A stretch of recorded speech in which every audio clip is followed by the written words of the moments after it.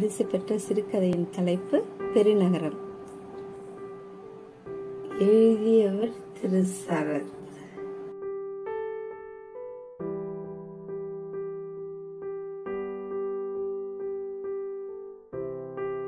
பெருநகரம் வழக்கமான அதே பரபரப்புடன் இயங்கிக் கொண்டிருந்தது. சாலைகளை கடக்கும் கால்நடைகள் கூட டிராபிக் சிக்னலுக்கு பழகி இருந்தன. வானுயர வளர்ந்து நிற்கும் கட்டிடங்கள் எல்லாம் ஒன்றுக்கொன்று பேசிக்கொள்வதை போன்ற தோற்றத்தை அளித்தன. இடைவிடாது ஒலிக்கும் ஹாரன் சத்தத்தை அலட்சியப்படுத்தி நகரின் மத்தியில் அனாயசமாக வளர்ந்து இருக்கிறது அந்த அடுக்குமாடி குடியிருப்பு. அதன் 7வது தளத்தின் ஜன்னல் வழியே கேட்கும் அந்த கூச்சல் என்னவென்று கேட்டுவிடலாம். குருவி கூடு மாதிரி இருக்கிற இந்த இடத்துல நமக்கே இடம் இல்ல, இதுல உங்க அப்பாவை எப்படி இங்க தங்க வைக்க முடியும்?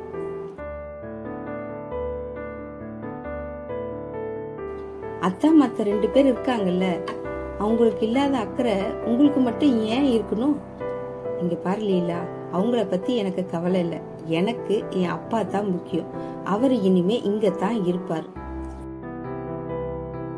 உங்க அப்பா தான் உங்களுக்கு முக்கியம்னா அவரு கூடவே குடும்பம் நடத்துங்க. நான் என் அம்மா வீட்டுக்கு கிளம்புறேன். லீலாவும் திலீபனும் பேசிக்கொண்டது பக்கத்து அறையில் இருக்கும் ராமநாதனுக்கு கேட்டிருக்க வாய்ப்பில்லை.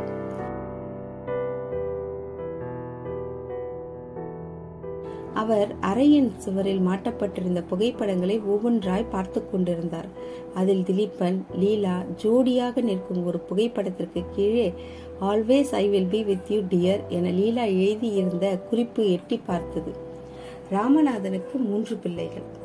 அதில் ஓரளவுக்கு வசதியுடன் இருப்பது திலீபன் மட்டுமே.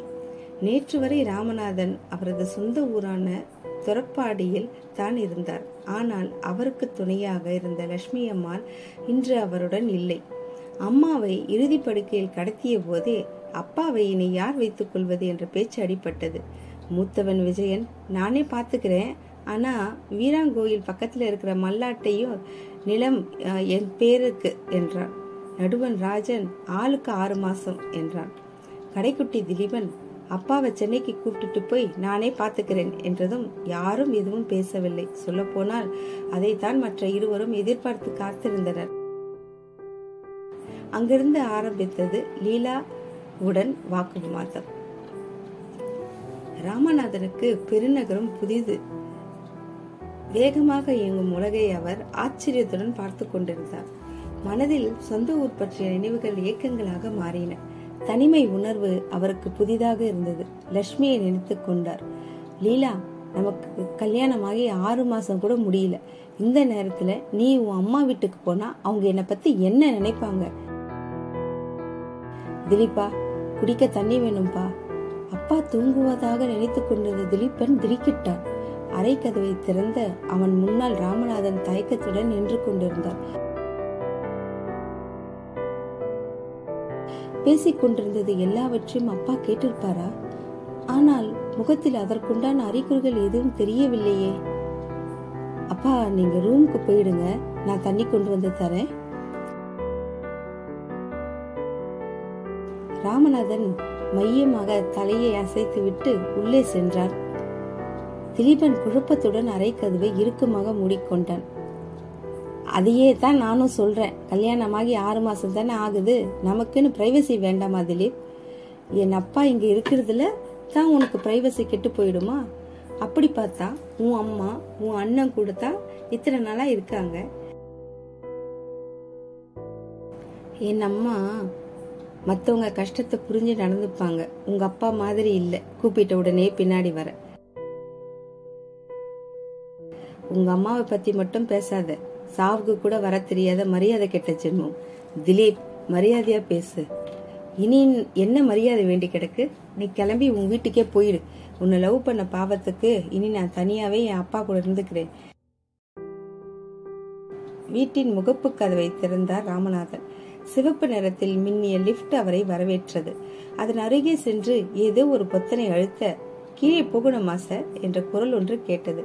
ஆமாம் என்பதை போல் அவர் தலையசைக்க செக்யூரிட்டி உதவியோடு எப்படியோ கீழே இறங்கிவிட்டார் ராமநாதன்.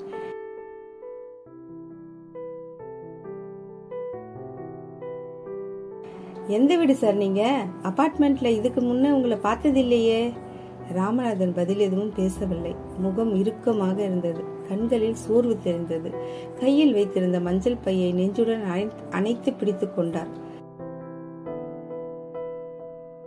வெறு என்ன சீறி பாய்ந்த அந்த யமகா ராமநாதனின் சட்டையை உரசி கொண்டு போனது.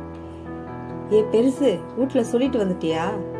அந்த யமகாக்காரன் பேசியது ராமநாதனுக்கு புரியவில்லை. அவரது இதயம் படபடத்தது. கண்ணமைக்கும் நேரத்தில் இடித்து தள்ளி இருப்பானே.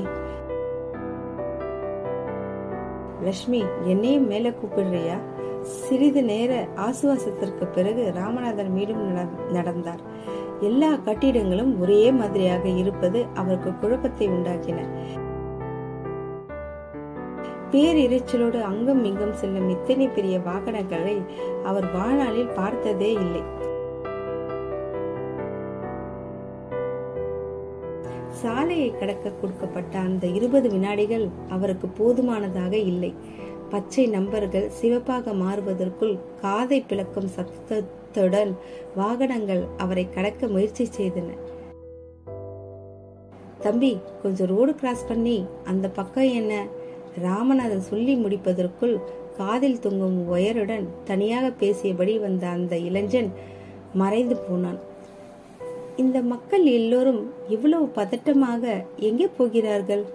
ராமநாதன் தடுமாறினார். வியர்வையால் உடல் நனைந்திருந்தது.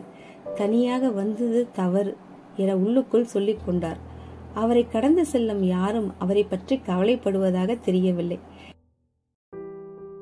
கிட்டத்தட்ட ஒரே இடத்தில் அரை மணி நேரமாக நின்று கொண்டிருந்தார். தன்னை கடக்கும் யாவரும் தன் மீது அலட்சிய பார்வையை வீசிவிட்டு செல்வதை ராமநாதனால் ஏற்றுக்கொள்ள முடியவில்லை.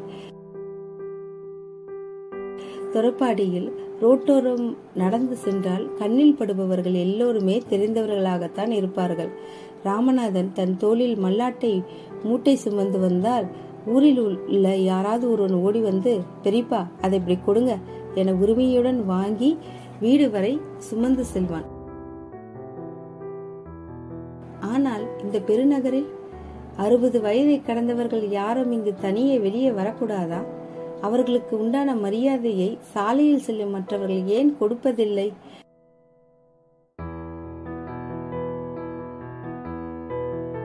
ராமநாதனுக்கு அழுகையே வந்துவிட்டது. கையில் பெட்டியுடன் அபார்ட்மெண்டை விட்டு வெளியேறினாள் லீலா. அதை சற்றும் கண்டு கொள்ளாமல் அப்பாவை தேடிக்கொண்டிருந்தான் திலீபன். அப்பா அப்பா பதிலில் இல்லை. எல்லா அறைகளிலும் தேடி பார்த்தாயிற்று. ராமநாதனை காணவில்லை. போச்சு, அப்பா எல்லாத்தையும் கேட்டுட்டாரு. திலீபன் தலையில் அடித்துக் கொண்டான். லீலா மீது எரிச்சல் உண்டானது. கீழே ஓடினான். அப்பா அப்பா, செக்யூரிட்டி எதிரில் வந்தார். சார், எங்க அப்பாவை காணோம், பாத்தீங்களா சார்? அப்பா எப்படி இருப்பாரு? நல்ல உயரம், கருநிறம், பச்சை துண்டு போட்டு இருப்பாரு.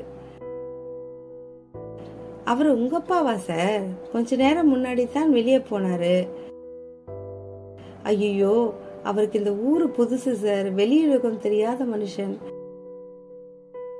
அப்பா அப்பா, சுட்டெரிக்கும் வெயிலில் அந்த இடத்தில் மட்டும் கூட்டம் கூடியது.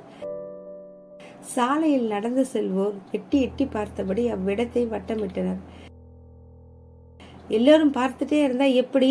யாராவது பெரியவரை தூக்கி உட்கார வைங்கப்பா. மழையில் துளித்த முத்துக்கள் போல முகமெல்லாம் வியர்த்து மயக்க நிலையில் சாலையில் கிடந்தார் ராமநாதன்.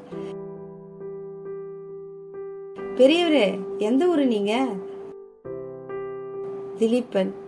திலீபன்? திலீபனா? யார் அது? உங்க பையனா? போன் நம்பர் இருக்கா? இல்லை என்பது போல் மெதுவாக தலையசைத்தார் ராமநாதன். உங்க பையன் எங்க இருக்காருன்னு தெரியுமா? அட்ரஸ் அட்ரஸ்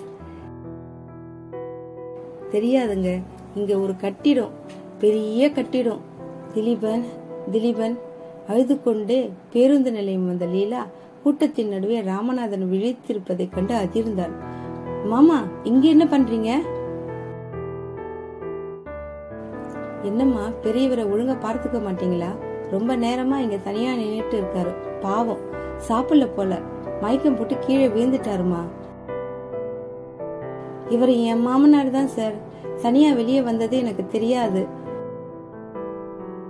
நல்ல வேலை இப்பவாச்சும் வந்தீங்களே. சரி, பார்த்து கூப்பிட்டுட்டு போங்க. இந்தாம்மா, பெரியவர் கையில இந்த மஞ்சப்பை இருந்தது. மாமா, ஏன் இவ்வளவு தூரம் தனியா வந்தீங்க? கூட்டம் கலைந்தது.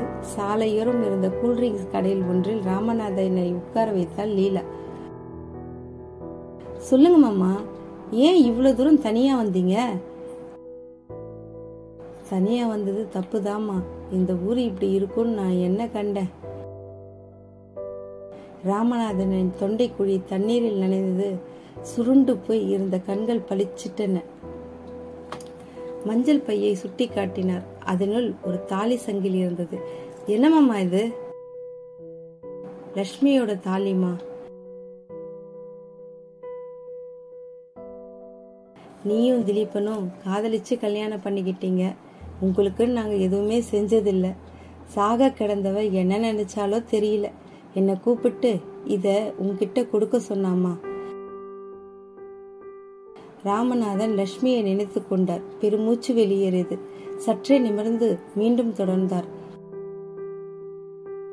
ஒரு முறை வீராங்கோயில்ல இத வச்சு படைச்சிட்டு உன்கிட்ட கொடுக்கலாம்னு வந்தேன். இங்க ஒரு கோயிலும் காணும். சரி, வேப்ப மரத்து கீழே வச்சு படைக்கலான்னு பார்த்தா ஒரு மரத்தை கூட காணும். உங்ககிட்ட சொல்லிட்டு வரலாம்னு தான் பார்த்தேன்.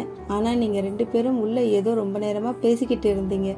உங்களை தொந்தரவு பண்ண வேணான்னு தான் நான் தனியா வந்துட்டேம்மா. இந்த தாலி புடிமா. இது நாங்க 2 பேரும் 50 வருஷம் சேர்ந்து வாழ்ந்ததோட அடையாளம். நீயும் திலீபனும் 100 வருஷம் சேர்ந்து வாழணும். வீட்டுக்கு போலாமாமா? நன்றி.